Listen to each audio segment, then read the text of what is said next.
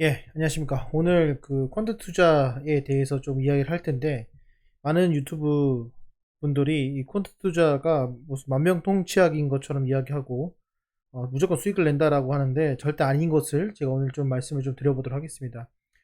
퀀트 투자를 할 바에, 미국 ETF를 하세요. 네. 그게 정답입니다. 이게 정답이에요.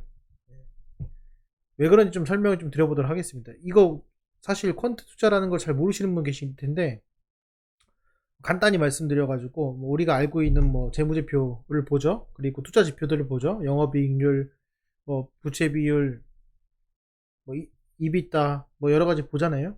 뭐 PER, PBR 이런 것들, 그런 것들로 통계를 내 가지고 어떤 종목이 잘 됐다, 어떤 종목이 수익이 잘 났기 때문에 그런 종목을 추려 가지고 투자를 하자, 이거거든요. 기본의 기반은 뭐냐면요, 기업의 가치입니다. 그래서 기초 분석이 아니라 얘는 예, 기업의 가치를 두고서는 말을 하는 겁니다. 그리고 또 하나는 장기 투자입니다. 요 두 개인데요. 기본적으로 이 두 개예요. 이게 이제 왜 문제가 되냐면은, 말 그대로 우리가 쉽게 뭔가를 하려고 하는 건데, 사실 왜 이게 문제가 되냐. 첫 번째는 데이터가 정확하지 않습니다. 왜 데이터가 정확하지 않냐면, 일단은 이게 원래 기관들에서도 많이 했었었는데, 이 기관과 비교해 봤을 때 뭐 프로그램을 짜는 것부터, 이 데이터를 불러오는 것부터, 이 개인이 무슨 뭐 조건 검색식으로 만들어 가지고 되는 게 아닙니다. 그러니까는 오히려 그런 것들로 내가 무심코 믿고 투자를 해야 되는데, 그게 검증이 안 되잖아요. 검증되려면은 되게 오랜 기간이 필요합니다. 그렇기 때문에 검증을 하면은 이미 내가 주식에 관심이 없거나 주식시장을 떠날 수가 있어요. 그래서 데이터가 정확하지 않다라는 거 좀 잠깐 말씀을 드려보고 싶습니다. 그리고 또 하나는 뭐냐면은, 이게 이게 또 뭐냐면은 생존 편향입니다. 생존 편향, 뭐 전문 용어지만은, 이게 결과적으로 주식시장에 남아있는 데이터는 상장 폐지가 안 된 것들이죠. 그러니까 상장 폐지가 된 것들, 불성실 공시된 것들, 여러 가지 데이터들이 엄청 많습니다. 하지만 지금 남아있는 것들을 기준으로 우리가 데이터를 뽑기 때문에 한쪽으로만 편향돼서 데이터가 뽑힐 가능성이 큽니다. 그래서 이거를 꼭 여러분들이 인지를 하셔야 됩니다. 그래서 뭐 예를 들어가지고 뭐, 뭐 결과적으로는 어떤 지금 현재 남아있는 것들을 기준으로 데이터를 뽑기 때문에, 과거 똑같은 상황에서 잘 된 것도 있지만 망한 것도 있죠. 그 망한 게 데이터가 안 나온다는 거예요. 그래서 이게 문제가 될 수 있다는 겁니다. 그리고 또 하나는 뭐냐면요, 제가 말씀드렸다시피 과거가 미래와 유사하다. 과거 미래가 과거 미래가 유사하다라는 기본적인 개념이에요. 이게 이제 기술적 분석이랑 똑같습니다. 과거에 이런 기업들이 뭐 퍼가 몇이고 이런 기업들 투자했을 때 몇 년 뒤에 이게 좋더라. 그렇기 때문에 지금 이런 거 투자하면은 앞으로 좋을 것이다 라는 건데, 다르죠. 과거와 미래는 다릅니다. 물론 같을 수도 있고 유사할 수 있겠지만 다릅니다. 그리고 또 하나는, 이 데이터를 뽑을 때 뭐 잘 해봤자 2000년, 뭐 제가 봤을 때 한 2006년 이 정도 데이터를 뽑을 수가 있어요. 그러니까 과거 데이터를 여러분들 생각해 보세요. 2006년도부터 어떤 기업의 그 재무제표를 다 분석하기가 너무 어렵습니다. 그렇기 때문에 어, 데이터가 매우 짧아요. 작아요. 데이터가 작습니다. 우리가 앞으로 미래를 보기 위한 데이터가 너무나 작습니다. 그리고 보기가 어렵습니다. 그래서 데이터가 너무 연도가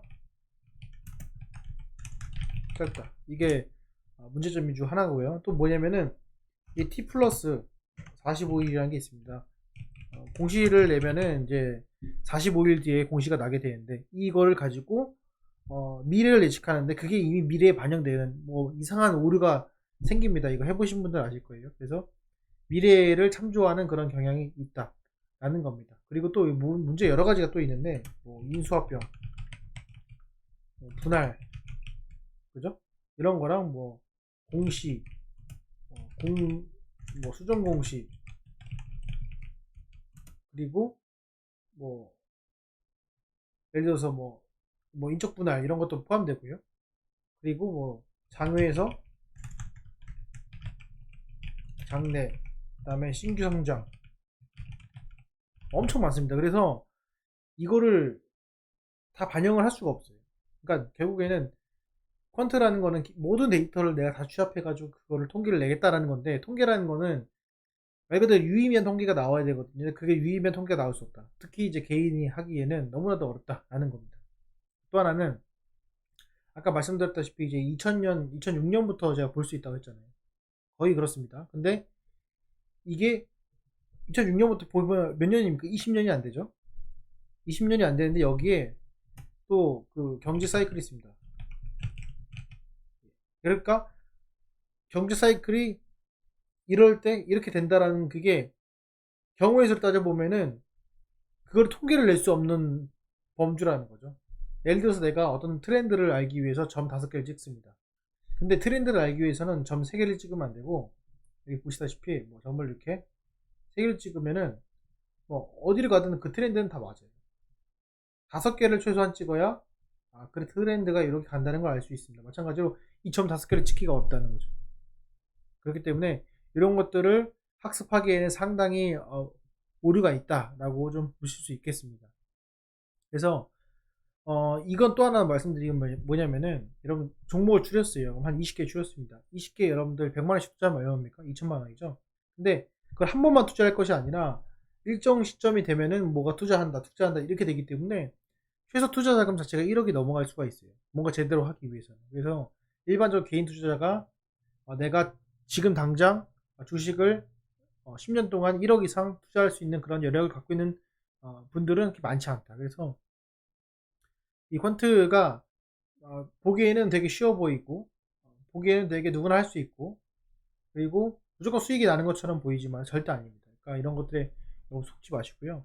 이런 거 할 바에 차라리 그 미국 ETF나 차라리 뭐 다른 펀드에 드시는 게 아니면은 뭐 삼성전자 들어가시는 게 훨씬 낫습니다. 그러니까 이런 거의 기반은 결국에는 장기 투자입니다.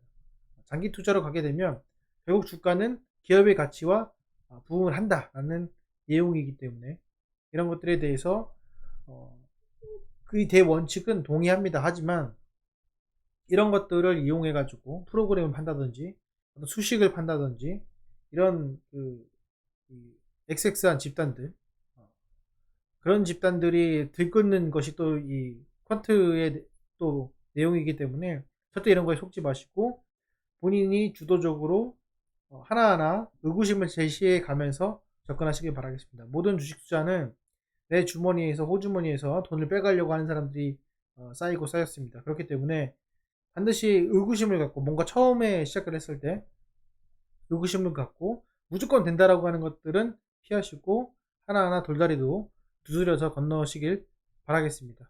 예, 오늘 영상은 여기까지 하겠습니다. 감사합니다.